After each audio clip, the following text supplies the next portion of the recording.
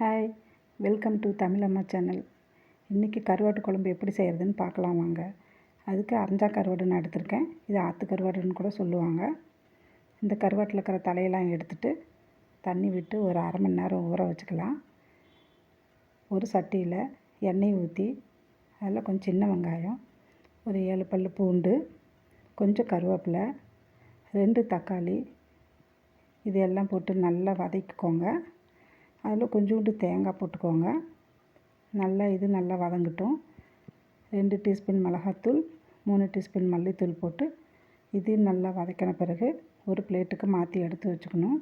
இது நல்லா ஆறட்டும். ஆறின பிறகு அரைச்சி எடுத்துக்கலாம். அதே சட்டியில் எண்ணெய் ஊற்றி கொஞ்சம் கடுகு, வெங்காயம், கருவேப்பிலை, மஞ்சத்தூள், கொஞ்சம் தேங்காய், முருங்கைக்காய் இதெல்லாம் போட்டு நல்லா வதக்கிட்டு அரைச்சி வச்ச விழுதை அதில் ஊற்றிக்கோங்க. கொஞ்சம் புளி கரைசல் கரைச்சி அதில் ஊற்றிக்கலாம். தேவையான அளவு உப்பு போட்டுக்கலாம். இந்த கருவாட்டில் உப்பு இருக்காது, அதனால் தேவையான அளவு குழம்புக்கு தேவையான அளவு உப்பு போட்டுக்கலாம்.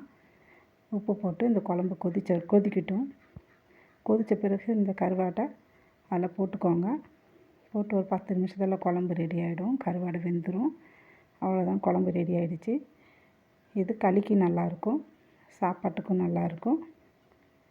நீங்களும் ட்ரை பண்ணி பாருங்கள். தேங்க்யூ.